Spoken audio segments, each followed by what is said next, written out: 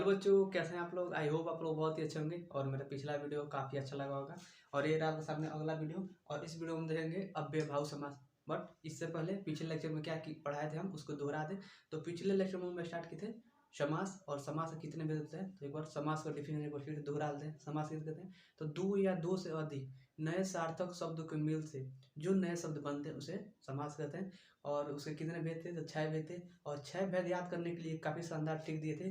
Trick क्या था आपका, द्वंद्वी अब तक, यही ट्रिक था। इसे द्वंद्व है, तो इससे आपका होगा द्वंद्व समास, द्वि से द्विगु समास, अ से अव्ययभाव समास, ब से बहुब्रीहि समास, त से तत्पुरुष समास, क से कर्मधारय समास। ये सब अक्षर से एक एक आपका समास हो जाएगा। तो ये काफ़ी शानदार ट्रिक था। और अगला आप देख रहे हैं हम लोग क्या, इसमें से समास में कितने भेद, तो 6 भेद थे। 6 भेद में से पहला भेद हमको तो हम देख रहे हैं वो क्या होता है, भेद अव्ययभाव समास। तो अव्ययभाव समास क्या होता है, तो वह समास, वो शब्द जिनको जिसके आगे उपसर्ग लगा हो तो वो आपका क्या हो जाएगा, अव्ययभाव समास। वह शब्द जिसके आगे उपसर्ग लगा हो तो आप वो क्या हो जाएगा, आपका अव्ययभाव समास। अब उपसर्ग क्या होता है, तो उपसर्ग आपको पिछले वीडियो में बता दिए। उपसर्ग प्रत्यय क्या होते हैं। उपसर्ग प्रत्यय काफ़ी महत्वपूर्ण टॉपिक है। उससे आपका 2 नंबर क्वेश्चन 100% बनता है, हर साल को बनता है।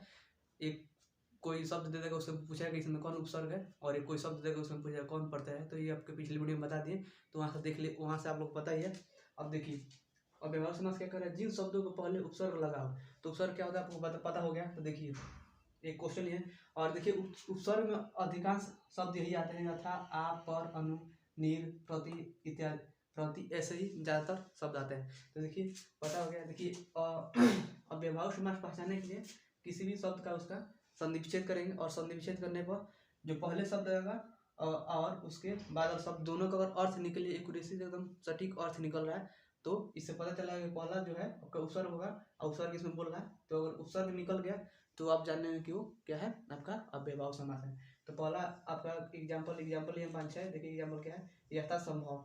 तो इसको जब संधिविच्छेद करेंगे तो यह होगा यथा धन संभव। तो यथा धन संभव होगा। आपको पता है कि उपसर्ग किसे कहते हैं, तो वैसा शब्द है जिस शब्द के आगे जोड़कर उसके पूरे अर्थ को बदल दे तो उसी को उपसर्ग कहते हैं। तो देखिए यथा संभव है, और ये, और आप देखिए ये संभव है, इसके आगे अगर यथा जोड़ दिया जाए तो ये आपका हो जाएगा यथा संभव। तो ये आपका उपसर्ग गया। तो इससे पता चला कि इसके आगे क्या है, उपसर्ग है। तो इसलिए क्या हो गया, अव्ययभाव समास। दूसरा क्या है, अनुरूप। तो जब इसको संधिविच्छेद करेंगे क्या होगा, अनुधन रूप। तो अनुधन रूप, तो देखिए इसमें भी आपका अनु क्या है, एक उपसर्ग है। तो ये आपका क्या हो जाएगा, अव्ययभाव समास। अगला क्या है, आजन्म। तो आजन्म है, तो इसको जब संधिविच्छेद करेंगे तो होगा आधन जन्म। जब आधन जन्म हो गया तो आप देख रहे हैं कि इसका पहले अक्षर क्या है, एक आपका उपसर्ग मिल गया। तो ये आपका हो जाएगा अव्ययभाव समास। देखिए उपसर्ग आप लोग पहचाने का ट्रिक क्या है, कि जब उसका संधिविच्छेद करेंगे और दोनों शब्द का कुछ ना कुछ अर्थ निकले, अगर अर्थ निकलेगा तो इसका मतलब आप उसमें से उपसर्ग प्रत्यय पहचान लेंगे। उपसर्ग आपका पहला होता है, बाद वाला प्रत्यय होता है। देखिए जैसे यथा संभव है, तो इसको जब हम संधिविच्छेद किए हैं तो यथा धन संभव है आपका।